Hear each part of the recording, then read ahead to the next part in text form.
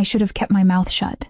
That's what I told myself as I balanced the tray of champagne flutes, weaving through Manhattan's elite in their designer gowns and $1,000 suits. The gallery buzzed with the kind of wealth that made my student loans feel like a cosmic joke. But I needed this catering gig. Rent in Hell's Kitchen didn't pay itself, and my art history degree certainly wasn't doing it. The painting hung center stage, a supposed Caravaggio, unveiled tonight for a private auction. The Penitent Saint, they called it. Dark, brooding, worth somewhere north of $100 million according to the whispers floating through the crowd. Except it wasn't real. I'd spotted it the moment I entered. The craquelure was wrong, too uniform, too mechanical. The pigment layering didn't match Caravaggio's technique. Someone had done exceptional work, but my 6 years studying Italian Baroque under Professor Chen hadn't been for nothing. This was a forgery. A damn good one, but a forgery nonetheless. More champagne? I approached a group near the painting, my heart hammering. They barely glanced at me. I was invisible in my white shirt and black pants, just another server in a city full of them. Then I saw him. He stood alone, studying the painting with an intensity that made everyone else's appreciation look theatrical. Tall, easily 6'3", with dark hair swept back from a face that could have been carved from the same marble as a Roman statue. Sharp jaw, straight nose, and eyes. God, those eyes so dark they looked black in the gallery's dramatic lighting. He wore a charcoal suit that probably cost more than my car, tailored perfectly to shoulders that suggested he did more than sit behind a desk. But it wasn't his looks that stopped me cold. It was the way people moved around him. Subtly, instinctively, like planets orbiting something dangerous. He reached out, almost touching the canvas, and I watched his jaw tighten. He was going to buy it. I could see it in the set of his shoulders, the way his hand moved to his phone. $100 million for a fake. My feet carried me forward before my brain could stop them. "Excuse me," I whispered, leaning close enough to smell his cologne, something dark and expensive. Cedar and smoke. "That painting is a fake." His head turned slowly. Our eyes met. The world stopped. I'd never believed in the romance novel moment where time freezes and everything else fades. But standing there, caught in the full weight of his attention, I understood. His eyes weren't just dark. They were calculating, ancient, holding secrets that made my skin prickle with warning. "What did you say?" His voice was low, controlled, with the faintest trace of an accent I couldn't place. Italian, maybe. Sicilian. My throat dried. "The painting, it's... Miss." A sharp voice cut through the moment. Marcus, the catering manager, appeared at my elbow, his face red. "You're needed in the kitchen, now." But the man's gaze hadn't left mine. "No," he said simply, the single word carrying absolute authority. "She stays." Marcus paled. Actually paled. "Mr. Marchetti, I apologize for... Leave us." It wasn't a request. Marcus vanished into the crowd, and I was left alone with a man whose last name sent ice down my spine. Marchetti. I'd heard that name before, whispered in the same breath as words like family and untouchable and don't ask questions. "Explain." He turned fully toward me, and I had to tilt my head back to meet his eyes. Quickly. My hands trembled around the tray. The craquelure pattern, the cracks in the paint, they're too regular. Mechanical aging, not natural. And the pigment binding is wrong for 17th century technique. Caravaggio used specific oil ratios that create a particular luminosity. This doesn't have it. The words tumbled out, my academic training overriding my fear. The composition is perfect. The brushwork is exceptional, but it's not real. Someone's trying to sell you a reproduction. Silence stretched between us, dangerous and electric. Then his lips curved, not quite a smile. Something darker. "You study art." "I have a master's in art history. Baroque specialization." I squared my shoulders, trying not to feel like prey. "I spent 2 years in Florence analyzing Caravaggio's technique. I know his work." "What's your name?" "Elena. Elena Russo." Something flickered in his expression at my last name, there and gone too quickly to interpret. "Elena Russo." He repeated it like he was memorizing it, filing it away. "And you're serving champagne." Heat crept up my neck. "Student loans are real, Mr. Marchetti." "Dante," he corrected, his eyes never leaving mine. "If you're going to save me from losing $100 million, you should call me Dante."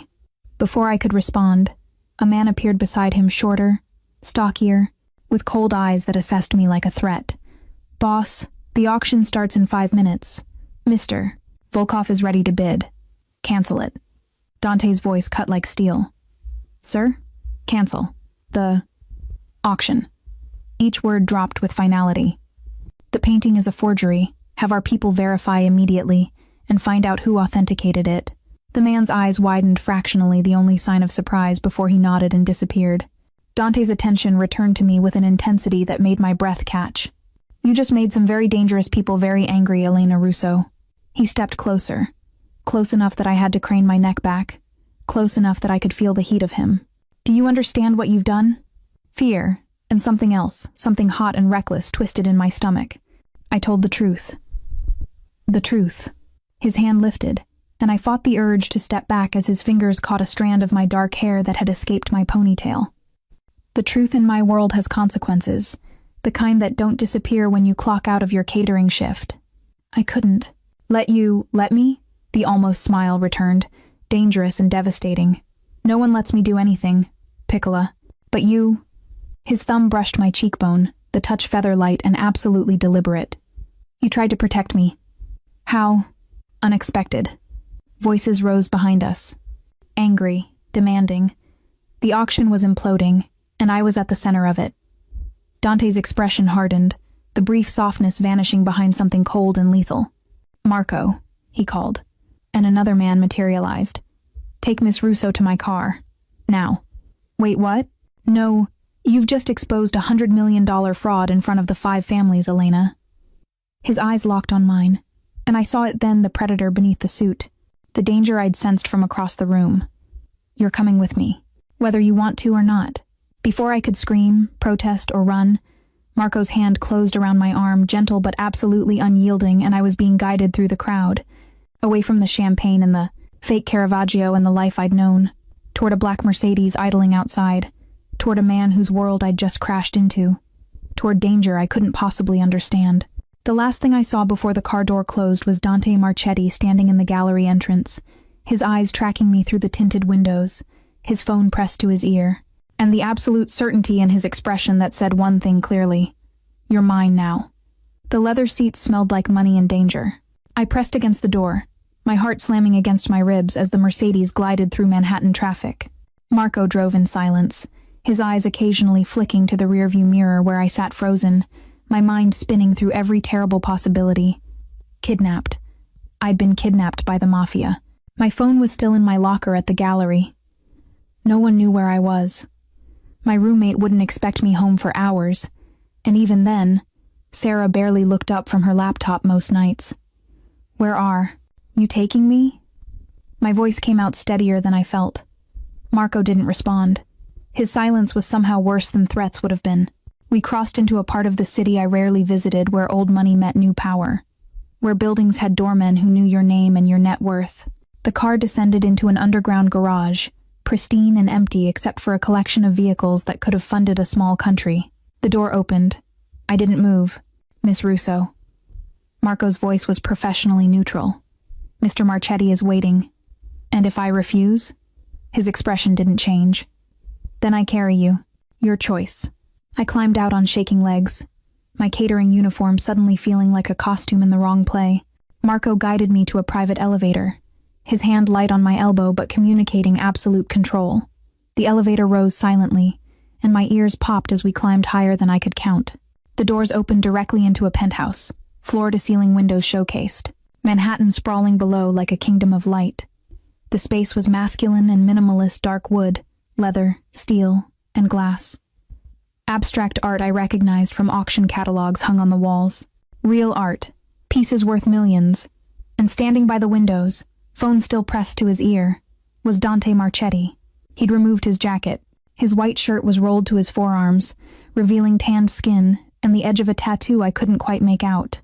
He spoke in rapid Italian, his voice low and lethal. And even without understanding every word, I caught the threat in his tone. Someone was being dealt with, harshly. He ended the call and turned. Our eyes met across the space, and that same electric current from the gallery crackled between us. Leave us, Marco. The elevator doors closed, and I was alone with him. Sit. He gestured to a leather sofa. I'd rather stand. His eyebrow lifted fractionally. You just saved me from a significant loss, Elena. I'm not going to hurt you.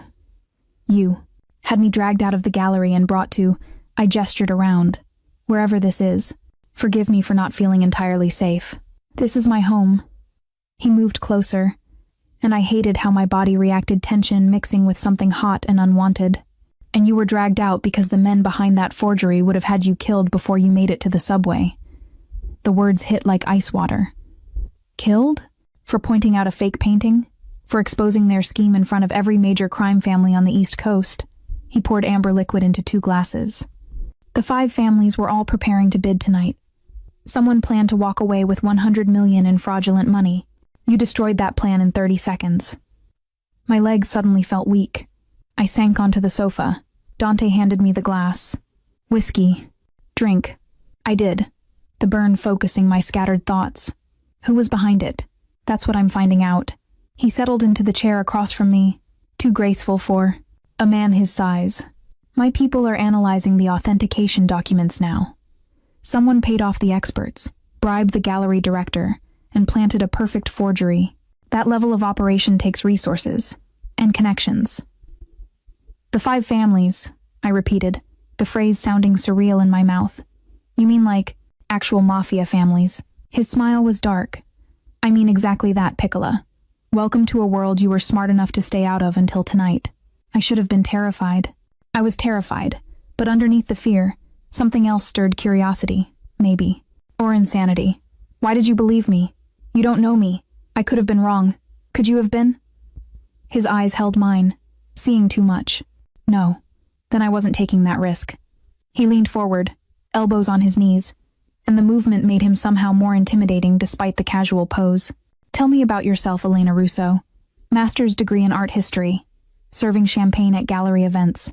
Your accent says New York, but your last name says Italian heritage. What's your story? That's really none of your... It became my business the moment you whispered in my ear. His voice dropped lower. Everything about you is now my business. So talk. The command in his tone made my spine stiffen. My father's family came from Calabria. I grew up in Queens. I wanted to work in museum curation. But the positions are competitive and don't pay enough to live on while you're establishing yourself. So I cater events and wait for opportunities. Your father? Dead. 6 years ago. Cancer. The words still hurt. My mother remarried and moved to Arizona. We don't talk much. Something shifted in his expression, not quite sympathy, but understanding. And now you're here, in my home, because you have an exceptional eye for art and no sense of self-preservation. I couldn't let you buy a fake. Why? He stood abruptly, moving to the windows, his broad shoulders silhouetted against the city lights. Why did you care if I lost $100 million? You don't know me. For all you knew, I deserved to be defrauded. I stood too, drawn across the room by something I couldn't name, because it was wrong, because someone created something beautiful even if it was a forgery and someone else was weaponizing it, because I stopped beside him, close enough to see his reflection in the glass, because you were looking at it like it mattered to you, like it was more than just money. He turned, and suddenly we were inches apart, the city sprawling below us, the air between us charged with danger and something far more complicated. You see too much, he murmured. So do you. His hand lifted, fingers tracing my jaw with a gentleness that contrasted sharply with the lethal power I'd seen him wield. This world I live in, it's not romantic, Elena. It's blood and betrayal and choices that stain your soul. Once you're in, there's no going back to your catering shifts and student loans. My breath caught. Who says I'm in? The 5 families know your name now. The people behind the forgery will want revenge. His thumb brushed my lower lip, and heat exploded through my veins. You saved my life tonight, or at least my reputation, which in my world is the same thing. That means you're under my protection now, whether you want to be or not. I don't need... My phone buzzed, except I didn't have my phone. Dante pulled a device from his pocket, my phone. I realized with a start. Your roommate is worried. You should text her. You went through my things? I had Marco collect your belongings from the gallery. He handed me the phone, his fingers brushing mine. Text Sarah that you're safe. That you met someone and will be home late. Make it believable. I stared at him, torn between outrage and the disturbing realization that his protection might be the only thing keeping me alive. And then what? Then you stay here tonight. Tomorrow, we figure out who wants you dead. The casual way he said it, who wants you dead, made it real in a way nothing else had. I was in danger. Real, immediate, lethal danger. And the only thing standing between me and that danger was a man whose dark eyes promised he was equally deadly. A man I couldn't stop looking at, even knowing what he was. A man who terrified and drew me in equal measure. One night, I whispered. His smile was slow, dangerous, and absolutely devastating. We'll see, Piccola. We'll see. The elevator chimed. Marco stepped out, his expression grim. Boss, we have a problem. Viktor Volkov knows she's here, and he's demanding she be turned over for questioning. Dante's entire demeanor changed the man, replaced by something cold and lethal. Tell Volkov if he wants her. He can come take her himself. The threat hung in the air, absolute and terrifying, and I realized with crystal clarity that I'd just become the prize in a war I didn't understand. Absolutely not. Dante's voice cut through the penthouse like a blade as he faced Marco. The temperature in the room seemed to drop 10 degrees, and I watched, frozen, as the two men engaged in a silent battle of wills. Volkov's insisting, Marco said carefully. He claims she worked with whoever planted the forgery, that her warning was designed to create chaos and tank the auction before his bid went through. That's insane, I burst out. I don't even know who Viktor Volkov is. Dante's hand lifted, silencing me without a word. Tell Volkov his concern is noted and dismissed. Elena Russo is under my personal protection. If he has questions, he brings them to me. Not through intermediaries, not through channels. To me. The emphasis on the last words made Marco nod sharply and retreat to the elevator. I waited until we were alone again before speaking. Who is Viktor Volkov, the head of the Russian syndicate in Brighton Beach? Dante moved to a desk, pulling out a tablet and pulling up. Security feeds. He's ambitious, ruthless, and has been pushing into territories that aren't his for the past year. Tonight's auction was supposed to be neutral ground, a showing of power and wealth between families. Your revelation disrupted that. So he thinks I'm some kind of, what? Corporate saboteur for the mafia? Despite the tension, his mouth quirked. Something like that. In his mind, either you're working for whoever planted the forgery, or you're working for me to embarrass him publicly. But I'm not working for anyone. I know. He set the tablet down, his dark eyes finding mine across the room. Your fear is too real, your knowledge too specific. You're exactly what you appeared to be, a woman with expertise who couldn't keep quiet when she saw something wrong. Is that a compliment or an insult? It's an observation. He gestured to the hallway leading deeper into the penthouse. Come, if you're staying the night, you need clothes and a room that isn't under surveillance. I followed him down a corridor lined with more expensive art, my mind reeling. Your place is under surveillance? The public spaces, yes. Security measures. He opened a door, revealing a bedroom that was larger than my entire apartment. Plush carpet, a massive bed with charcoal linens, floor-to-ceiling windows with automated privacy screens. An ensuite bathroom I could glimpse through another doorway. This is the guest room. No cameras. You have my word. The word of a mafia boss? The question escaped before I could stop it. He moved so fast I barely saw it suddenly. He was close. One hand braced against the doorframe beside my head, his body blocking mine without touching. Yes, Elena, the word of a mafia boss, which, in my world, is worth more than any legal contract you've ever signed. His voice was low, intimate, dangerous. I don't break my promises. Ever. My heart hammered against my ribs. And what exactly are you promising? That you're safe here. That no one, not Volkov, not whoever planted that forgery, not anyone will touch you while you're under my protection. His free hand lifted, tucking a strand of hair behind my ear with surprising gentleness. But that protection comes with rules, such as, you don't leave without my knowledge. You don't contact anyone without clearing it with me first. You don't make any decisions about your safety without consulting me. His fingers trailed down my neck, leaving fire in their wake. And you tell me everything, Piccola. No secrets, no lies, complete honesty. That seems one-sided. It is. No apology in his tone. I'm the one keeping you alive. I make the rules. I should have been angry, terrified. Anything but what I actually felt a dangerous thrill at his proximity, at the absolute authority in his voice, at the way his body radiated heat and power. What if I refuse? I whispered. His smile was slow and predatory. Then I'll lock you in this room until you understand the danger you're in. But you're too smart for that, aren't you? You've already realized that stubborn pride isn't worth your life. He was right. God help me, he was right. Fine, I said, lifting my chin despite how my hands trembled. I'll follow your rules. For now, good girl. The words sent heat straight through me, and from the knowing look in his eyes, he saw my reaction. There are clothes in the closet. My assistant had items brought up in your size. Toiletries in the bathroom. If you need anything, there's a phone on the nightstand that connects directly to the security desk. How did you know my size? I'm observant. He pushed off the door frame, stepping back, and I could breathe again. Get some rest. Tomorrow we start figuring out who's behind this and how deep it goes. He turned to leave, and I don't know what possessed me. Maybe the adrenaline, maybe the way he'd looked at me, maybe the insanity of the entire night, but I called out, "Dante?" He stopped, looking back over his shoulder. "Thank you for protecting me, even if you're terrifying about it." Something softened in his expression, there and gone in a heartbeat. "You saved me first, Piccola. I'm simply returning the favor." He paused at the doorway. "And Elena? I'm far more terrifying when I'm not trying to be gentle." The door closed behind him, and I sagged against the wall, my knees suddenly weak. What had I gotten myself into?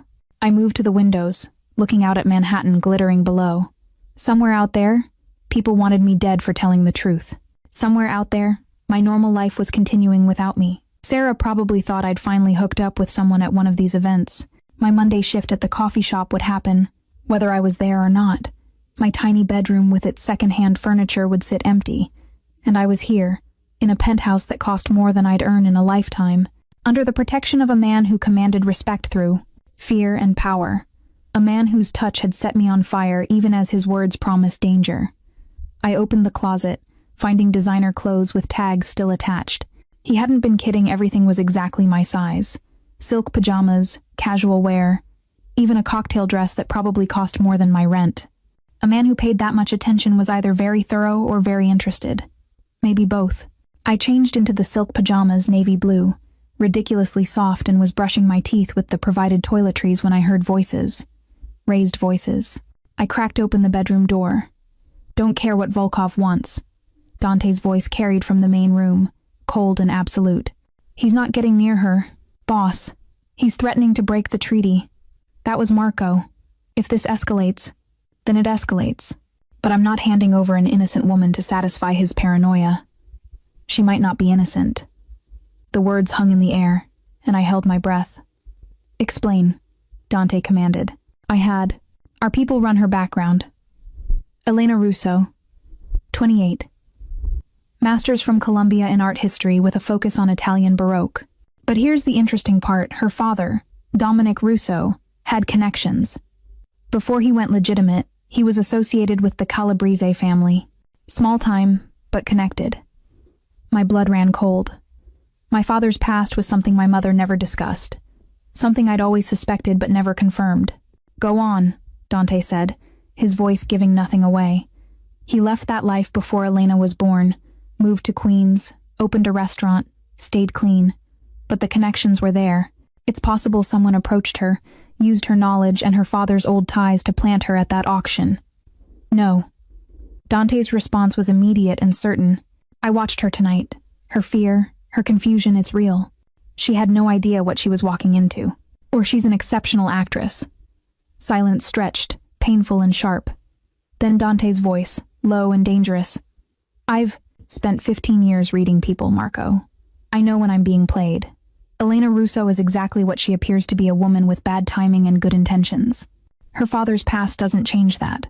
And if you're wrong, I'm not. Absolute certainty. But keep investigating. I want to know everything about her father's connections, who he worked with, who might remember the family name. If someone is using her, I want to know who and why." Understood. Footsteps approached, and I barely made it back to the bed before I heard my door open slightly. then close. He'd checked on me. I lay in the darkness, my mind spinning. My father had been connected to the mafia, the man who'd taught me to ride a bike, who'd made terrible jokes and cried at my college graduation. He'd had a life before me that my mother had kept hidden, and now that past was reaching out, pulling me into a world he'd escaped. Or maybe the thought chilled me he'd never really escaped at all. Outside, the city lights glittered like fallen stars, beautiful and cold. And somewhere in this penthouse, Dante Marchetti was defending me based on instinct and 15 years of reading people in the deadliest business on earth. I should have been praying he was right. Instead, I found myself hoping for something far more dangerous. That tomorrow, when I saw him again, he'd look at me the way he had tonight, like I was worth protecting, worth believing in, worth the war he was risking. I woke to sunlight streaming through floor-to-ceiling windows and the smell of fresh coffee. For one disoriented moment, I thought I'd dreamed the entire night. Then I saw the designer pajamas I was wearing, felt the silk sheets against my skin, and reality crashed back. Mafia, forgery, protection, Dante. I found a robe hanging in the bathroom cashmere, naturally, and ventured out into the penthouse. Following the coffee scent led me to a kitchen that belonged in an architectural magazine. White marble, professional appliances, and a breakfast bar where Dante sat with a tablet, dressed in dark slacks and a white shirt, already looking like he'd conquered half the city before 8 a.m. "Good morning, Piccola." He glanced up, and his eyes tracked over me in the robe with an appreciation that made heat bloom under my skin. "I hope you slept well." I did, actually. Surprisingly true.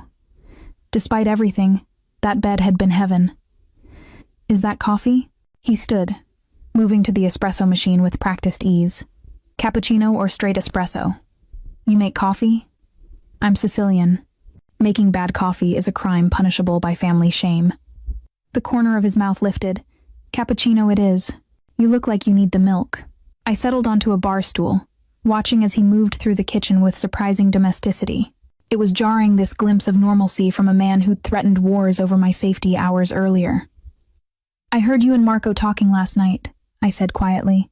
"About my father." His hand stilled for just a moment before continuing. "You were supposed to be asleep. You were supposed to be quiet." I met his eyes when he turned. Was it true? About his connections? Dante set the perfect cappuccino in front of me. Leaf pattern in the foam and everything before leaning against the counter, arms crossed. Yes, Dominic Russo worked for the Calabrese family in his 20s. Enforcement, mostly. But he left that life 30 years ago, went legitimate, never looked back. By all accounts, he became exactly what he appeared to be, a good man running a restaurant in Queens. My mother never said anything. Would you have wanted her to? His eyes held understanding, not judgment. Your father protected you from that world, Elena. He made sure you never had to know about his past. That's admirable. I wrapped my hands around the warm cup. Marco thinks someone might be using me, using my father's old connections. Marco is paid to be paranoid. Dante moved closer, leaning against the breakfast bar beside me. But he's also good at his job, which is why I have him investigating. If someone approached you because of your father's name, we'll find out. No one approached me. I looked up at him, needing him to believe me. I took that catering job because I needed money. I noticed the forgery because of my education. That's all. I know. His hand lifted, fingers tilting my chin up. I told you last night I know when I'm being played. You're not playing anyone, Piccola. You're just caught in the middle of something bigger than yourself. The way he looked at me, intense, possessive, protective, made my breath catch. What happens now? Now we find out who planted that forgery and why. My people have been working all night. He glanced at his tablet. The authentication documents were expertly forged. The gallery director received payments through offshore accounts, and the painting itself was created by someone with exceptional skill, probably trained at one of the European academies. That's a short list, I said, my academic brain engaging despite the situation. Master's level forgery of Baroque technique? There are maybe 20 people in the world capable of that work. His eyes sharpened. Can you make a list? Probably. I'd need access to academic databases, forgery case histories. Done. He pushed the tablet toward me. You have full access to anything you need. My assistant can get you into any database, any archive. Use it. I stared at the tablet, then at him. You trust me with this? You saved me from $100 million fraud, Elena. Yes, I trust you with a tablet. He leaned closer, his voice dropping. Besides, keeping you busy keeps you safe. The more valuable you are to this investigation, the more reason I have to protect you from people like Volkov. That's manipulative. That's practical. No apology. And it's true. The 5 families need to see you as an asset, not a liability. Help me find who did this, and you become untouchable. Before I could respond, his phone buzzed. He glanced at it, and his expression hardened. We have a meeting in an hour. The 5 families are gathering to discuss the situation. The 5 families? My stomach dropped. I mean the heads of every major organization on the East Coast. He straightened. All business now. They want answers about the forgery, and they want to see you.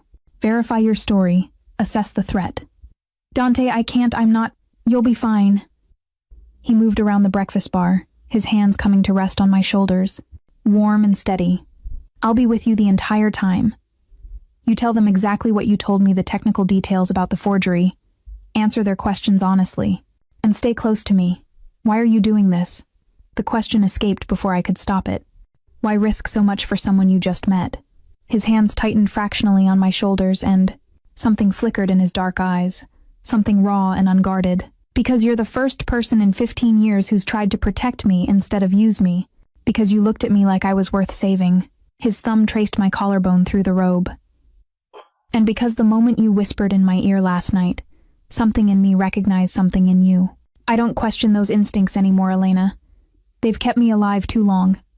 The confession hung between us, intimate and dangerous. Now, he said, stepping back before I could process his words. Go get dressed. Wear the black dress in the closet, the one with the high neckline. Conservative but expensive. We need them to see you as an expert, not a distraction. A distraction? His eyes raked over me slowly, deliberately. You're beautiful, Piccola. In a room full of predators, that's a weapon. But today, we need them focused on your mind, not your body. So cover up, look professional, and let them see that brilliant woman who spotted something dozens of experts missed. Heat flooded through me, part embarrassment, part something far more dangerous. And what will you be doing?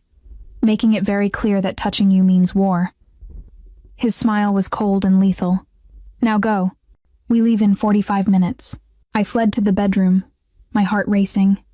An hour from now, I'd be facing the leaders of the East Coast Mafia, with only Dante Marchetti standing between me and whatever judgment they'd pass. And the terrifying part wasn't just the danger. It was how much I already trusted him to keep me safe. How much I was beginning to want more than just his protection. The restaurant was closed to the public. That was the first thing I noticed as Dante's Mercedes pulled up to what looked like an upscale Italian establishment in Little Italy. The second thing I noticed was the men standing outside armed, watching, communicating through earpieces. This is neutral territory, Dante explained, his hand, a warm on my lower back as he guided me from the car. The Giordano family owns it. They host meetings between families when necessary. How often is it necessary? Not often enough if we're doing our jobs right. He nodded to one of the guards, who opened the door. Stay close to me, Elena. Speak when spoken to. Answer questions directly and honestly. And no matter what you hear or see, don't react. These men read fear like I read art catalogs. I smoothed the black dress he'd chosen. He was right. It was perfect. High neckline, long sleeves, hitting just above the knee. Expensive but not flashy. My hair was pulled back in a sleek bun, minimal makeup. I looked like an academic consultant, which was exactly the point. Inside, the restaurant was beautiful old-world Italian charm with modern elegance. But the men gathered around the large table in the private back room destroyed any illusion of a social lunch. 5 men, 5 chairs, 5 expressions ranging from curiosity to cold. Assessment. Marchetti, the man at the head of the table, spoke older, silver-haired, with eyes that had seen everything and been impressed by nothing. You're late. By 3 minutes, Giordano. Hardly worth noting. Dante's hand pressed against my back, urging me forward. Gentlemen, this is Elena Russo, the art expert who identified the forgery. 5 pairs of eyes turned to me. I fought the urge to step back. Miss Russo. Giordano gestured to an empty chair. Please sit. We have questions. Dante pulled out the chair, waiting until I sat before taking his own position standing behind me, one hand resting on the back of my chair, claiming territory, showing protection. I'll stand, he said when Giordano raised an eyebrow. A man to my left, younger, with Slavic features and cold blue eyes, leaned forward. Viktor Volkov, I realized. The Russian who thought I was part of the scheme. Tell us, Miss Russo, how exactly did you spot this forgery? A painting authenticated by 3 internationally recognized experts? The experts authenticated what they were paid to authenticate, I said, keeping my voice steady. But their credentials don't override physical evidence. The cracklier pattern, the cracks in aged paint, was mechanically induced, probably through controlled heating and cooling cycles. It's a common forgery technique, but it creates patterns too uniform for natural aging. How do you know this? Another man, Mediterranean features, expensive suit, calculating eyes. I have a master's degree in art history from Columbia, with a specialization in Italian Baroque period. I spent 2 years in Florence studying under Professor Marcus Chen, who literally wrote the textbook on Caravaggio's technique in forgery detection. I pulled out my phone. Dante had returned it that morning and showed images I'd pulled up. These are comparative examples. Here's a verified Caravaggio painting showing natural craquelure. Here's a known forgery from 2019 showing mechanical patterns. And here's what I saw last night, identical to the forgery pattern. Silence fell as they examined the images. Giordano leaned back in his chair. Impressive. But the question remains, how did you happen to be at that specific gallery, at that specific auction, at that exact moment? Bad luck and student loans, I said flatly. I work catering jobs to pay rent while I apply for museum curator positions. The agency I work for was hired for the event. I was serving champagne. That's all. Your father was Dominic Russo. Volkov's voice cut like ice. Associated with the Calabrese family before you were born. Interesting that his daughter shows up just in time to disrupt an auction worth hundreds of millions. Dante's hand tightened on the back of my chair. Her father left that life 30 years ago and died 6 years ago. Elena knew nothing about his past connections until last night. So you say. Volkov's eyes never left mine. But family ties run deep in our world, Marchetti. You of all people know this. My father was a good man, I said, meeting Volkov's stare directly. Whatever he did before I was born, he spent the rest of his life being a legitimate businessman and a devoted father. He never mentioned his past, never exposed me to that world. I found out about his connections 12 hours ago from a background check. So yes, I'm his daughter. But no, I'm not carrying on any family legacy except his love of Italian art.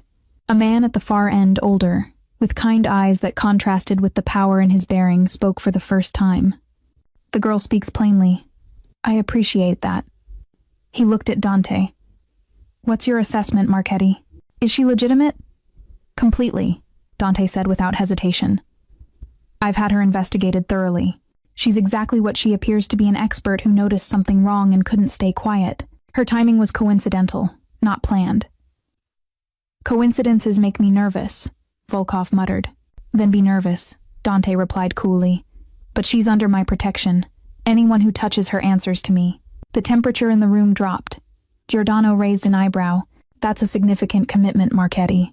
Based on one night's acquaintance. Based on instinct and evidence. Both of which tell me she's an asset, not a threat. Dante's hand moved from the chair to my shoulder, a possessive gesture that didn't go unnoticed. She can identify the forger. She has connections to academic databases and expertise we don't possess. Use her knowledge instead of questioning her loyalty. If she can identify the forger, the man with kind eyes said, then she's worth protecting. We all lost potential profits last night. Someone made us look foolish. I want them found. Murmurs of agreement around the table. Giordano studied me for a long moment. Very well, Miss Russo. You have 3 days to provide us with a list of potential forgers and evidence supporting your conclusions. Marchetti will provide whatever resources you need. If your information leads us to who's responsible, you'll have the gratitude and protection of the 5 families. If you're playing us... His eyes went cold. Well, let's hope you're not.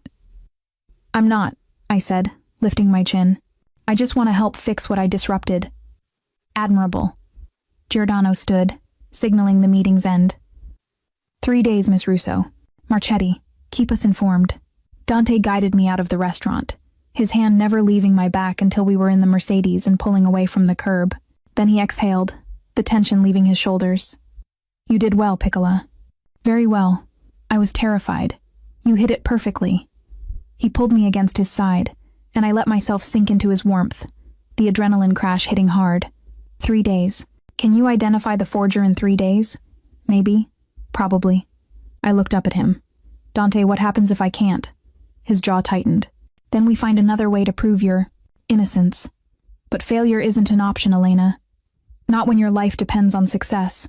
The weight of it settled over me. 3 days to prove myself to the 5 families. 3 days to find a master forger. 3 days under Dante Marchetti's protection. 3 days of being this close to a man who terrified and attracted me in equal measure. Then I better get to work, I whispered. His arm tightened around me. We better get to work. You're not doing this alone.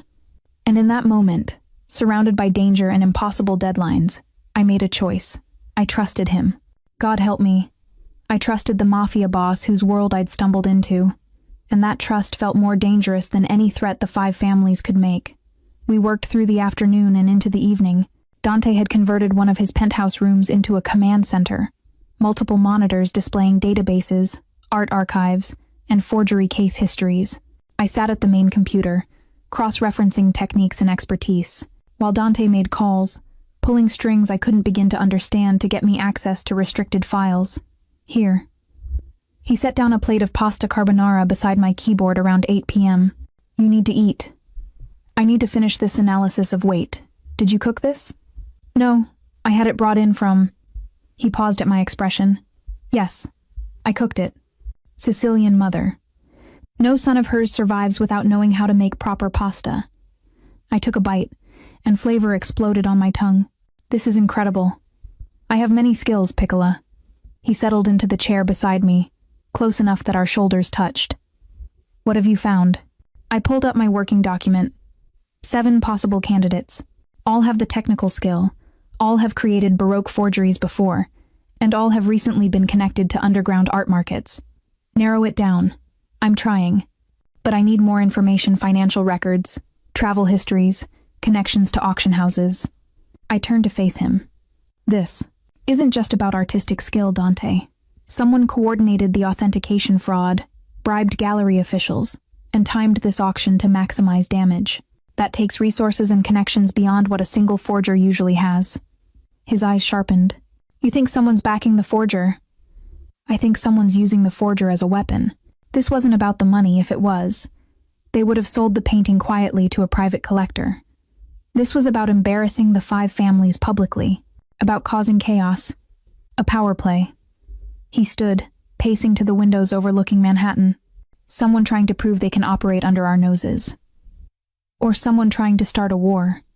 I saved my work and joined him at the window. Think about it.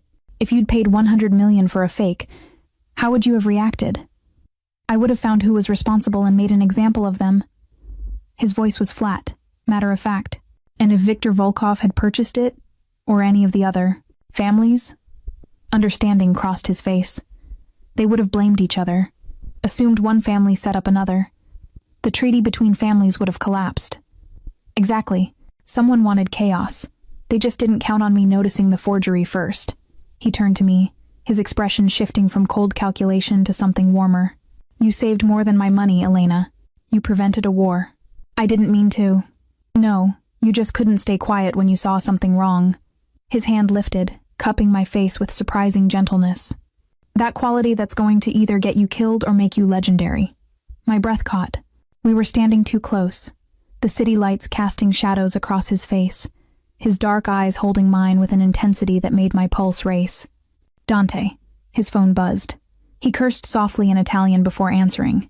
What? A pause. When? Another pause, and his expression went cold. Double the security. No one gets near her. I'll be down in 5 minutes. He ended the call, and I saw the shift the man I'd been working with replaced by the dangerous mafia boss I'd first encountered. What happened? Someone tried to access my building's security systems. Sophisticated attempt, nearly successful. His hand moved to my elbow, guiding me toward the bedroom I'd stayed in. You're staying here tonight. Tomorrow we move you somewhere more secure. Move me? I thought this place was... It was. His jaw was tight. Now they know you're here. That makes it a target. Fear spiked through me. Who are they? I don't know yet, but I'm going to find out. We reached my bedroom, and he did a quick sweep checking windows, exits, ensuring everything was secure. Lock the door behind me. Don't open it for anyone except me or Marco. If anything happens, anything at all, hit the panic button on the nightstand. It connects directly to my personal line and triggers a full security lockdown. You're scaring me. He crossed back to me, in 2 strides, his hands framing my face, forcing me to meet his eyes. Good. Fear keeps you careful. But know this, Elena, no one is getting to you. Not Volkov, not whoever planted that forgery, not anyone. I protect what's mine. I'm not yours, I whispered, even as my body betrayed me, leaning into his touch. His thumb traced my lower lip, and his eyes darkened. Aren't you? You've been in my home, wearing my clothes, under my protection for 24 hours. You trusted me enough to face the 5 families. You're working beside me to solve this. Tell me, Piccola, at what point do you stop being a stranger and start being mine? I couldn't answer, couldn't think past the heat of his hands on my skin, the certainty in his voice, the dangerous promise in his eyes. Lock the door, he repeated, his voice rough. I'll be back soon. He left before I could respond, and I heard his footsteps receding down the hall. I locked the door with shaking hands, my heart pounding. This was insane. All of it. I was trapped in a penthouse with a mafia boss who looked at me like I was something precious and dangerous. People were actively trying to get to me. I had 3 days to solve a case that could prevent a war. And the worst part? I didn't want to leave. I changed into the silk pajamas, trying to process everything, but exhaustion pulled at me, and eventually I climbed into bed, the city lights painting patterns on the ceiling. I don't know how long I'd been asleep when I heard it, a soft sound, barely there.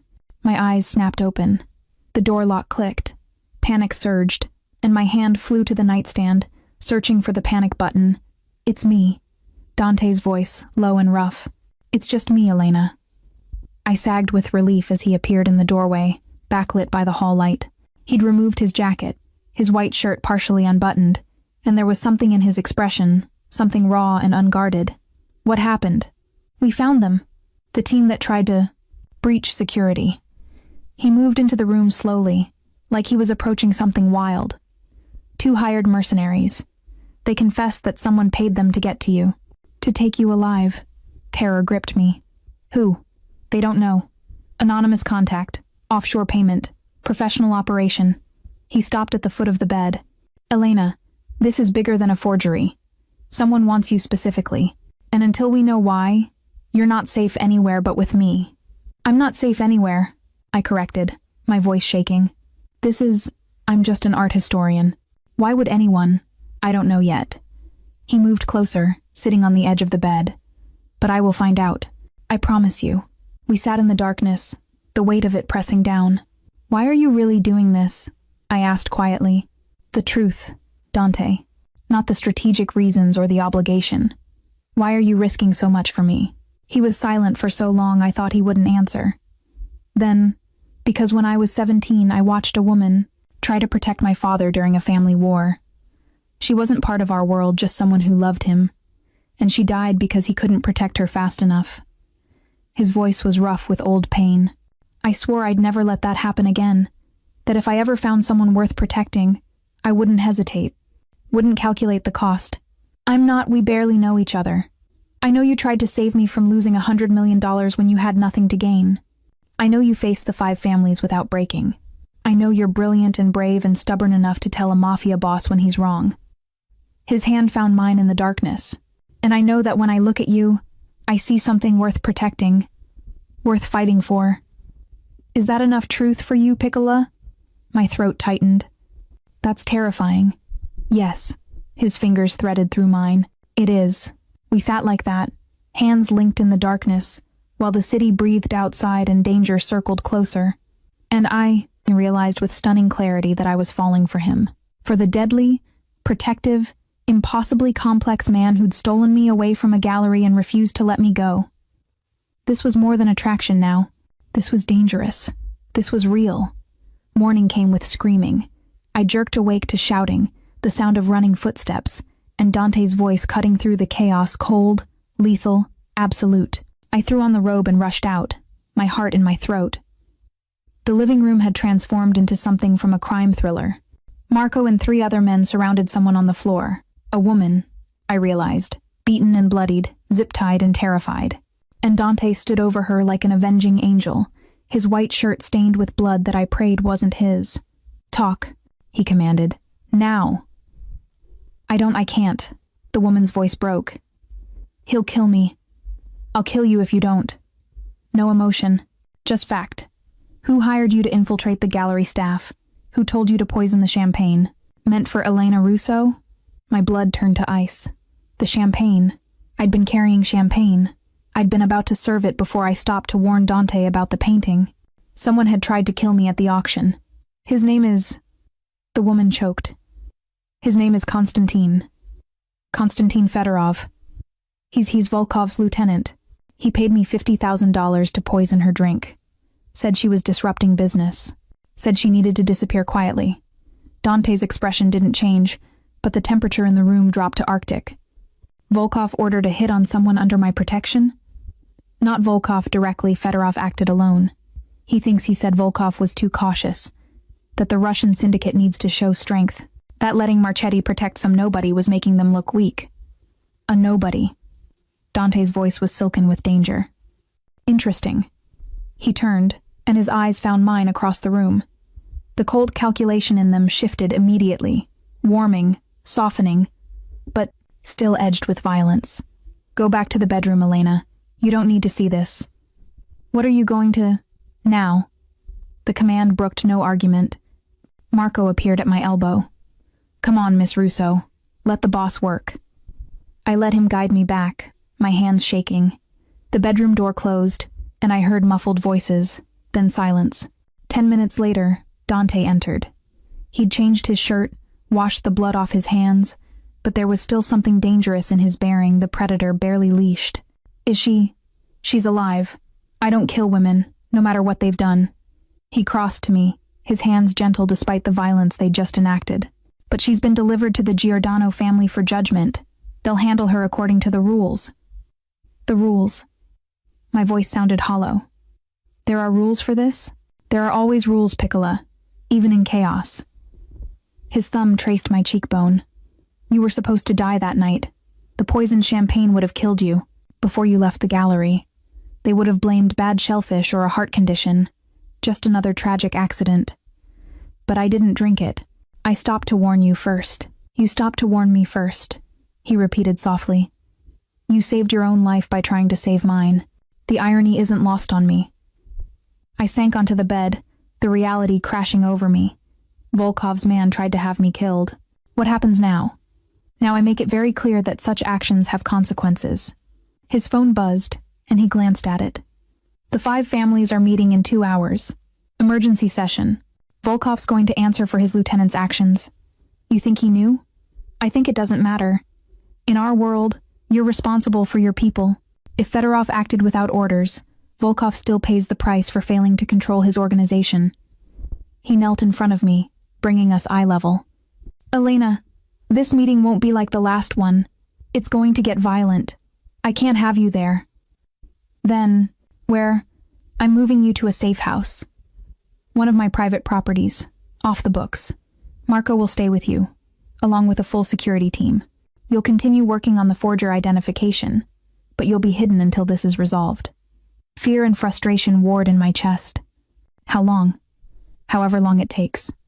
His hands cupped my face. "I can't protect you and wage war simultaneously, Piccola. I need to know you're safe so I can focus on ending this." "Ending this how?" His smile was cold.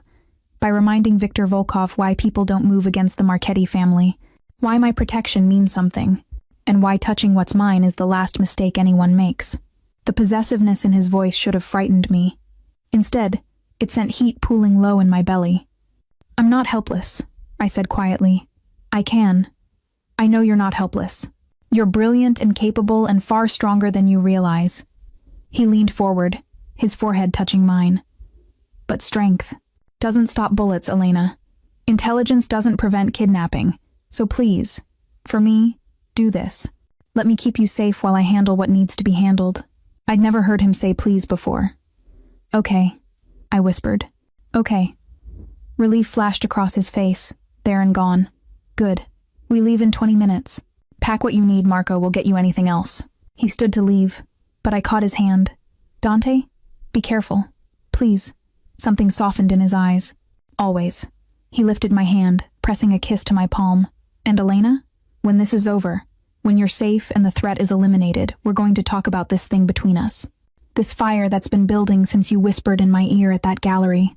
Because it's not going away, and I'm done pretending I can ignore it.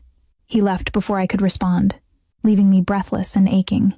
20 minutes later, I was in the back of an unmarked SUV with Marco, watching Dante's penthouse disappear in the distance.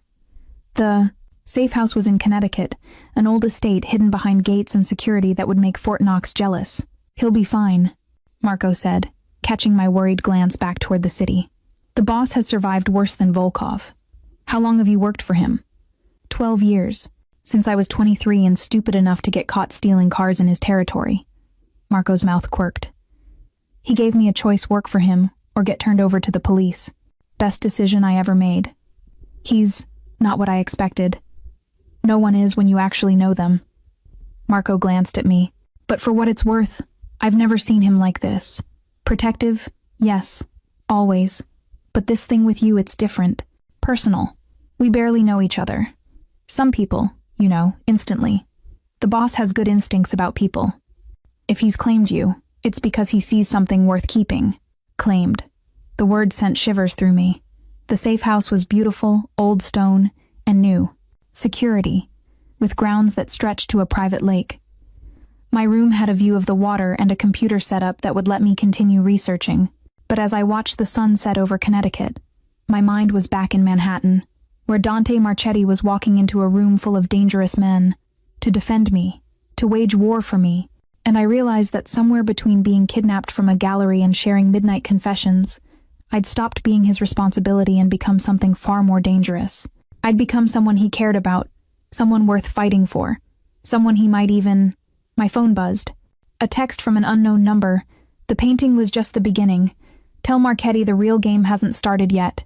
We're coming for what he values most. Below it, a photo. Of me. Taken through the safe house window. Minutes ago. They'd found me already. I was dialing Dante before I could think. My hands shaking so badly I nearly dropped the phone. He answered on the first. Elena, they found me. They sent a photo. They're here, Dante. They're... Get to Marco now. Go. Footsteps thundered up the stairs. But they weren't Marco's. The bedroom door exploded inward. And the last thing I heard before everything went black was Dante's voice screaming my name through the phone. I woke to darkness and pain. My head throbbed where something had struck me. My wrists burned zip-tied, I realized through the fog. I was sitting in a chair, in what looked like an abandoned warehouse, with a single light hanging overhead like something from a bad movie.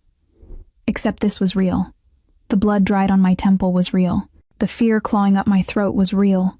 And the man standing in the shadows watching me was very, very real. Miss Russo, finally. His accent was Russian, cultured. He stepped into the light 50s, expensive suit, cold eyes. I apologize for the dramatic entrance, but you've been rather difficult to acquire. Who are you? Konstantin. Fedorov. We have mutual complications. He circled my chair slowly. You disrupted a very expensive operation. You cost powerful people a great deal of money, and you've captured the attention of Dante Marchetti in a way that makes you extremely valuable. Volkov's lieutenant. My voice steadied despite my terror. The one who tried to poison me. The very same, though I prefer to think of that as a business decision, not personal. He stopped in front of me. You see, Miss Russo, I've been planning something for a very long time. A restructuring of power on the East Coast. The forgery was meant to fracture the 5 families, create chaos, allow new leadership to emerge. Your leadership. Precisely. But then you noticed something you shouldn't have. You saved Marchetti, and worse, you made him care about you. His smile was cruel. Do you know how rare that is? Dante Marchetti doesn't care about people. He uses them, protects them strategically, maintains alliances. But care? Feel something real? That hasn't happened in 15 years. My mind raced, trying to understand. Why does that matter? Because caring makes him weak, predictable. And right now, he's tearing apart Manhattan trying to find you. He's abandoned the emergency meeting with the families. He's made threats that will start wars. All for one art historian he's known for 3 days. Fedorov leaned close. You've become his weakness, Miss Russo, and I intend to use that. He'll kill you. I said it with certainty. When he finds me. If he finds you, this location is known only to me and my men. No paper trail, no connection to Volkov or anyone else. We're in international waters, metaphorically speaking. My blood ran cold. What do you want? I want Dante Marchetti to make a choice. He pulled out his phone, setting up a camera. I want him to choose between you and his power, between saving one woman and maintaining his position with the 5 families. Because the moment he shows weakness, the moment he compromises for personal reasons, his enemies will strike. His empire will crumble, and I'll be there to pick up the pieces. You're insane. I'm practical. He hit record on the camera. Now, Miss Russo, you're going to help me deliver a message. You're going to tell Dante Marchetti exactly where his priorities should lie. And if he's smart, he'll let you go and maintain his power. If he's foolish, well, then everyone loses. The camera's red light blinked, and I realized with stunning clarity that Fedorov had miscalculated. He thought Dante would sacrifice me for power. That his position mattered more than one person. That caring about me was a weakness to exploit. But he didn't understand the man I'd come to know. Dante Marchetti didn't do anything halfway. His protection was absolute. His promises were unbreakable. And his revenge would be legendary. No, I said clearly. I'm not delivering your message. Fedorov's expression hardened. I wasn't. Asking, you think you know him. You think you understand how his world works. But you don't. I met the camera's eye directly. Dante, if you're watching this, don't you dare negotiate. Don't you dare compromise. Do what needs to be done. End this. And know that I trust you to find me. Because you promised you'd protect me. And I believe you. Fedorov's hand cracked across my face. Pain exploded, and blood filled my mouth. But I didn't break eye contact with the camera. Tell the 5 families everything, I continued, my voice thick. About the forgery. About Fedorov's plan to fracture the alliance. About Volkov's lieutenant operating without sanction. Unite them. Then come for me with all the power you command. No mercy, no compromise. Fedorov stopped the recording, his face red with rage. You stupid girl, you've just signed your death warrant. Maybe. I spit blood on his expensive shoes. But I've also ended your plan. Because Dante's not going to choose between me and power. He's going to have both. And you're going to learn why people don't cross the Marchetti family. He raised his hand again. The warehouse door exploded inward. Gunfire erupted. Men shouted. Fedorov dove for cover as his security team engaged multiple someones storming the building. Through the chaos, I saw him. Dante Marchetti, moving like death itself. A gun in one hand, an absolute fury in his eyes. Marco and a dozen other men fanned out behind him, professional and lethal. The battle was over in 90 seconds. Fedorov's men were on the ground dead or disabled. And Dante was crossing the warehouse floor toward me, holstering his weapon, his focus laser sharp. Elena. My name came out rough as he reached me, his hands immediately working on the zip ties. Are you hurt? Did he... I'm okay. The ties came free, and I collapsed forward into his chest, shaking. How did you find me? Traced your phone's last ping, cross-referenced Fedorov's known. Properties, followed the evidence you left. His arms wrapped around me, strong and sure. You told him to record you. You knew I'd find the transmission. I knew you'd find me. I trusted you. His hold tightened. You took a hell of a risk, Piccola. So did you. The 5 families are united. His voice held grim satisfaction.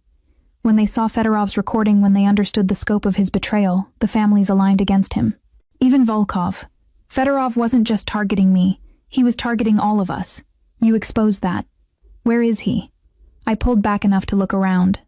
Dante's smile was cold. Marco's handling him. He'll face the family's judgment. But first, I'm getting you somewhere safe. Somewhere actually secure this time. He lifted me, simply scooped me up like I weighed nothing and carried me toward the waiting cars. Dante, not now. Right now, you're going to let me take you somewhere safe. You're going to let a doctor check that head wound. You're going to eat and rest and recover.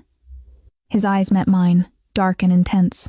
And then, when you're safe and healthy and the threat is eliminated, you and I are going to have that conversation I promised you. The one about this fire between us. My breath caught. What if I don't want to wait? His arms tightened around me. Elena, you said I'm yours. You called me yours. So prove it. I reached up, my fingers threading through his hair. Show me what that means. We reached his car. He set me down but didn't step back, his body caging mine against the vehicle. You're hurt. You've been traumatized. You're not thinking clearly. I'm thinking perfectly clearly. I pulled him closer, our faces inches apart. I trusted you with my life, Dante. Trust me with this. With wanting you, with choosing you. Something broke in his control. His mouth crashed against mine. The kiss was fire and fury, and 3 days of suppressed need finally breaking free. Dante's hands framed my face, his mouth claiming mine with a hunger that made my knees weak. I gripped his shirt, pulling him closer, tasting blood and danger and something achingly tender underneath his fierce control. When we finally broke apart, both breathing hard, his forehead pressed against mine. This is insane, he murmured. You were just kidnapped. We're standing in front of my men. I don't care. I kissed him again, softer this time. I don't care about timing or logic or what anyone thinks. I care about you. About this. About not wasting whatever time we have pretending I don't feel this. His thumb traced my swollen lip gently. Elena. Take me home, Dante. You're home. And show me what it means to be yours. The darkness in his eyes shifted to heat. You're hurt. Then be gentle. I met his stare without flinching. But don't make me wait any longer. Please. The please broke him.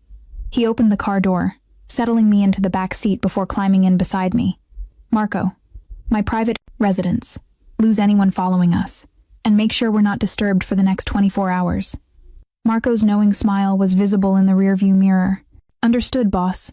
The drive back to Manhattan passed in charged silence.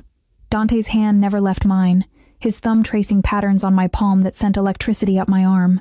Every few minutes, his eyes would track to my face, checking the bruise forming on my cheekbone, the split lip, the dried blood in my hair. You're thinking too loud, I said softly. I'm thinking that Fedorov's death won't be quick enough. Dark promise in his voice. That letting Marco handle him, instead of doing it myself, might have been a mistake. You saved me. That's what matters. You saved yourself. That speech you gave on camera, his hand tightened on mine. You told me to unite the families, to come for you with full power. You trusted me to choose right. Did you doubt I would? Everyone doubts me eventually, Piccola. They see the power, the violence, the darkness. They forget there's a man underneath. His eyes held mine. You never forgot. From that first moment at the gallery, you've seen both. The boss and the man. And you haven't run. I'm not running now. No, you're not. He lifted my hand, pressing a kiss to my knuckles. Which makes you either the bravest woman I've ever met, or the most foolish. Maybe both. The car pulled into his building's private garage. Dante swept me up again, carrying me to the elevator despite my protests. But I stopped arguing when I realized I liked it. Liked being held by him, cared for by him, treated like something precious, instead of just protected. His penthouse felt different now. Not a prison or a safe house, but a sanctuary. He carried me straight to his bedroom, not the guest room. His, and set me gently on the massive bed. Stay there. I'm getting the first aid kit.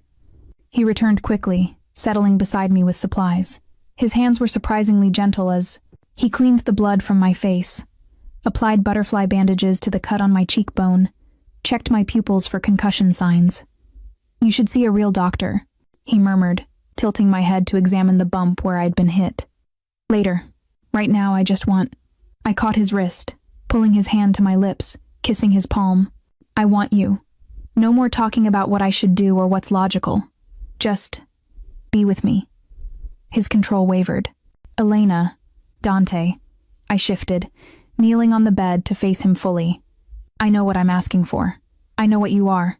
And I'm choosing this anyway. Choosing you. So please, Stop trying to protect me from myself, and just... He kissed me. Slower this time, deeper, his hands sliding into my hair as he guided me back against the pillows. His weight settled over me, careful of my injuries, and I wrapped my arms around him. Finally feeling the full strength of him against me. Tell me if I hurt you, he whispered against my throat. You won't. His laugh was low and rough. So certain, Piccola? Of you? Yes. I tugged at his shirt, wanting the barriers gone. Always. Clothes disappeared slowly, carefully, his hands mapping every inch of exposed skin like he was memorizing me. When his mouth followed the path of his fingers, I gasped, arching into him. Beautiful, he murmured against my stomach. You're so goddamn beautiful. And brave. And mine. Yours, I agreed breathlessly. Show me what that means. He did. With hands that could kill but touched me with reverence. With lips that delivered lethal orders but now whispered praise against my skin. With a body that represented violence and power but moved with me like we were dancing. When he finally joined us together, his eyes locked on mine, dark and intense and absolutely present. Elena, he breathed. My Elena. And I shattered, his name on my lips, his arms around me, his heart thundering against mine. After we lay tangled together, the city lights, painting patterns on the ceiling. His fingers traced lazy circles on my spine while I mapped the scars on his chest, reminders of a violent life I was choosing to be part of. I don't know how to do this, he said quietly. Relationships, caring about someone beyond strategy and alliance. I'm probably going to be terrible at it. I lifted my head, meeting his eyes. Then we'll figure it out together. Make our own rules. What if my world destroys you? What if I make your world better? I kissed his shoulder. You said I'm yours. That means you're also mine, and I'm not letting you face everything alone anymore. His arms tightened around me. Dangerous words, Piccola. You like danger. His laugh rumbled through his chest. With you? Always. We stayed like that for hours, talking, touching, learning each other beyond the crisis that had brought us together. He told me about growing up in Sicily, about the family he'd lost, about the choices that had made him who he was. I told him about my father, about dreams I'd abandoned, about the fear of being ordinary that had driven me to notice a fake painting. Not ordinary, Dante murmured against my hair as exhaustion finally pulled at me. Never ordinary. You're extraordinary, Elena Russo. And you're mine. And you're mine, I whispered back, already half asleep. My dangerous, impossible, perfect man. His kiss against my temple was achingly gentle, and for the first time since that fateful night at the gallery, I felt truly safe. Not because of his security measures or his threats to enemies, but because I knew, bone deep, that he'd move heaven and hell to protect what we'd found together. This dangerous, impossible love that had bloomed in darkness.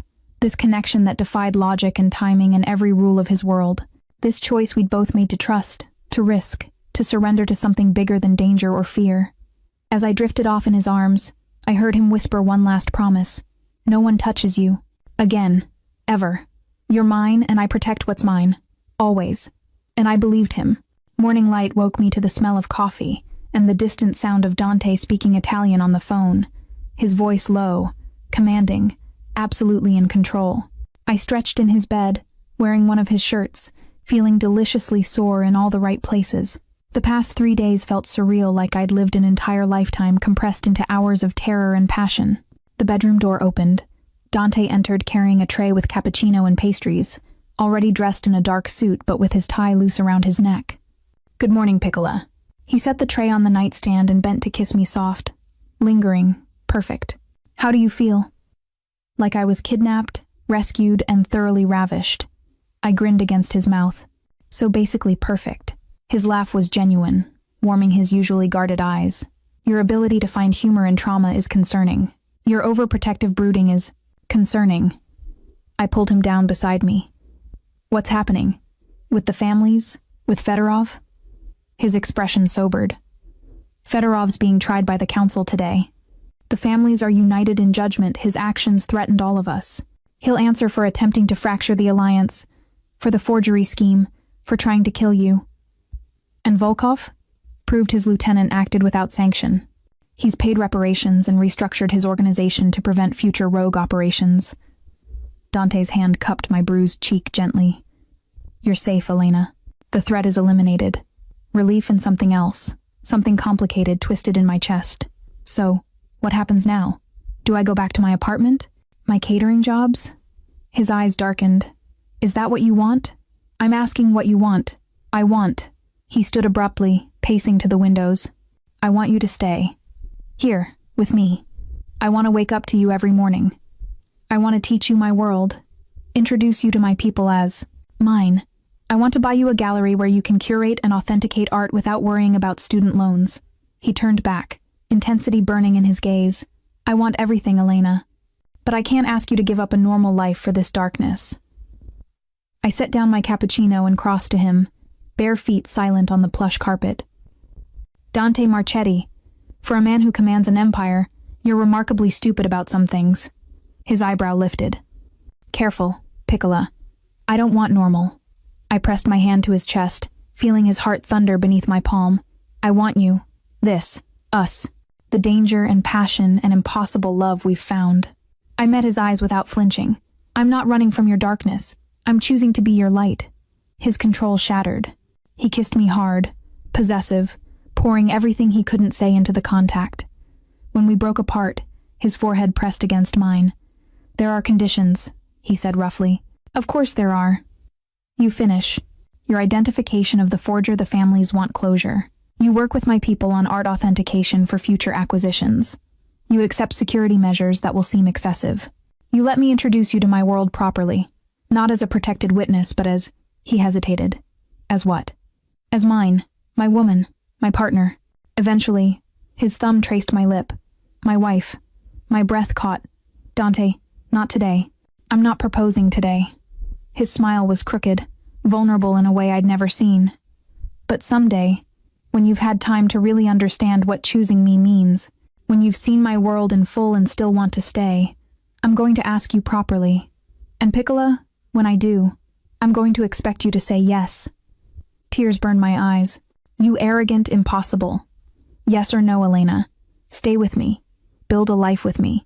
Choose this dangerous, complicated future over your safe, ordinary past. I kissed him soft, deep, pouring every ounce of certainty into it. Yes. To all of it. Always yes. The joy in his expression was breathtaking. Good, he murmured against my mouth, because I wasn't letting you leave anyway. Kidnapping me again? Persuading you, seducing you. Whatever it takes.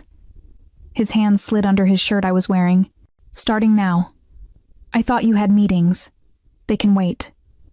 He lifted me, and I wrapped my legs around his waist. Right now, the only thing that matters is showing you exactly how thoroughly you belong to me. He carried me back to bed, and the city beyond the windows faded away. Later, much later, we emerged to find Marco waiting with a tablet full of updates. Fedorov's trial was scheduled for that afternoon. The forger had been identified thanks to my research, a disgraced Italian master living in Prague. And the 5 families wanted to meet me formally, to thank me for exposing the scheme and to acknowledge my position as Dante's partner.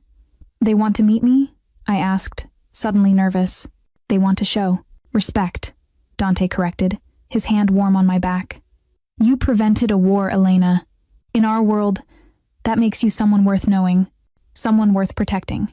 The meeting happened 3 days later, in the same restaurant where I'd first faced the families.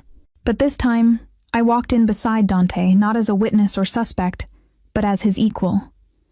His hand claimed my waist possessively, introducing me with pride rather than protection. Gentlemen, he said to the assembled leaders.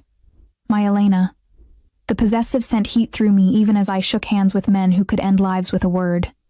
Giordano smiled, actually smiled. Miss Russo, you've been the subject of much discussion. Your intelligence and courage have impressed us all.